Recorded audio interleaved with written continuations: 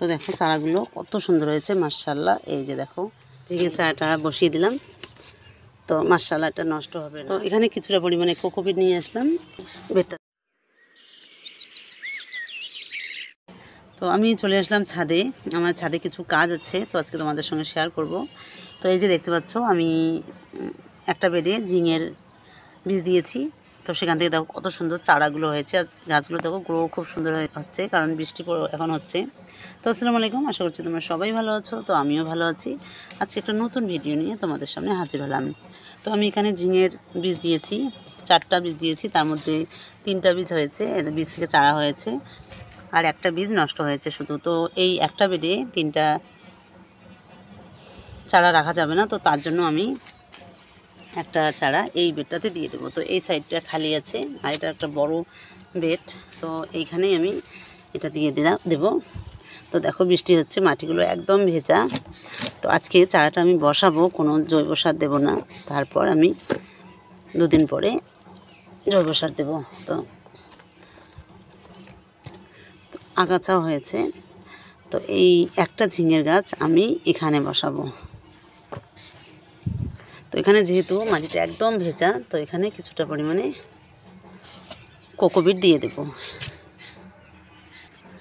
তো এখানে কিছুটা পরিমাণে কোকোপিট নিয়ে আসলাম এই বেডটাতে দেওয়ার জন্য। তো এটা দিয়ে ভালো করে একটু মেখে নেব।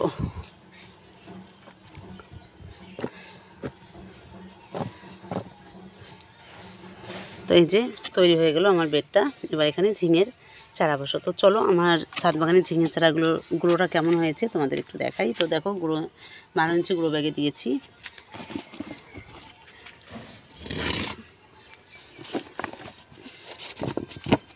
তো দেখো চারাগুলো কত সুন্দর হয়েছে মাশাআল্লাহ। এই যে দেখো মানে গ্রোটাও খুব সুন্দর হয়েছে। তো এখান থেকে একটা চারা আমি ওখানে তুলে দেব। তো তোমরা এরকম করে বেড চারা বসাবে, বসিয়ে যদি বেশি হয় তাহলে অন্য জায়গায় দিয়ে দিতে পারো। তাহলে কি হবে, একটা গাছ যদি একটা জায়গায় শুধু হয় তাহলে জায়গাও বেশি পায়, আর গাছের গ্রোটাও খুব সুন্দর হয়, ফলনও খুব ভালো হয়। তো চলো আমি আগে এটা চারাটা তুলে নেই।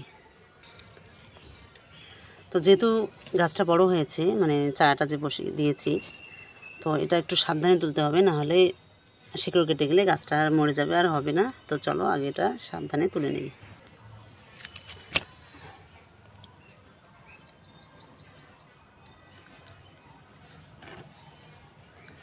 তো এটা আমি একটু সাবধানে তুলে নিচ্ছি, যাতে শিকড়টা কেটে না যায়।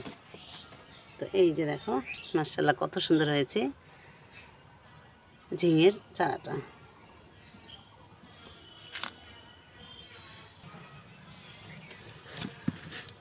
তো এই বেডটাতে এবার তো এই যে দেখো ঝিঙের চারাটা বসিয়ে দিলাম। তো মাশাআল্লাহ এটা নষ্ট হবে না, কারণ গাছটা দেখো কত সুন্দর করে বসেছে। এবার বড় বেড পেলো, তো এবার খুব সুন্দর হবে গাছটা। আর উপরে মাচা আছে, তো সেই মাচা বেয়েই উপরে উঠে যাবে।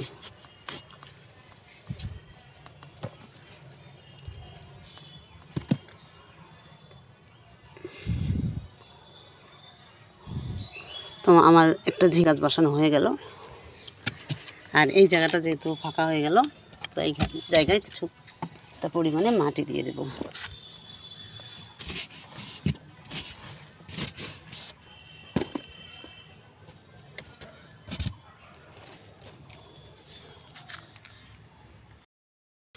তো আমার বসানো হয়ে গেল ফাইনালি ঝিঙের চারা। তো এই যে দেখো একটা বেডে বসিয়ে দিলাম, তো মাশাআল্লাহ এটা উপরে উঠে যাবে মাচাবে। আর একটা এই গ্রো ব্যাগেই রেখে দিলাম, যাতে খুব ভালো হয়। আর এখানে একটা ছোট্ট আছে, তো এটা এখন দেবো না, কদিন পরে দেব।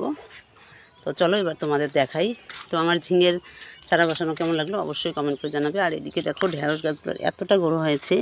তো আজকে আমি এই ঢেঁড়স গাছগুলো একটা কাজ করবো, সেটা হলো নিচের যে পাতাগুলো আছে সেগুলো আমি কেটে দেবো।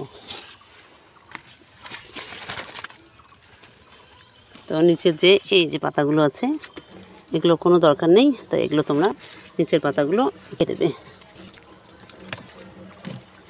তো নিচের এই যে ছোট ছোট পাতাগুলো আছে লাল হয়ে গেছে, হলুদ হয়ে গেছে, সেগুলো পাতা ছিঁড়ে দিলাম। এই যে, তো এরকম করে ছাদ বাগানে টুকটাক কাজও হয়ে যায়। তো এই দেখো, একদম ঢ্যাঁড়স গাছের যে গোড়াগুলো আছে সেগুলো সব পাতা কেটে দিলাম। তো আজকে ভিডিওটা আমি এখানেই শেষ করছি। তোমরা সবাই ভালো থেকো, সুস্থ থেকো, আর তোমাদের সঙ্গে নেক্সট ভিডিও দেখা হবে।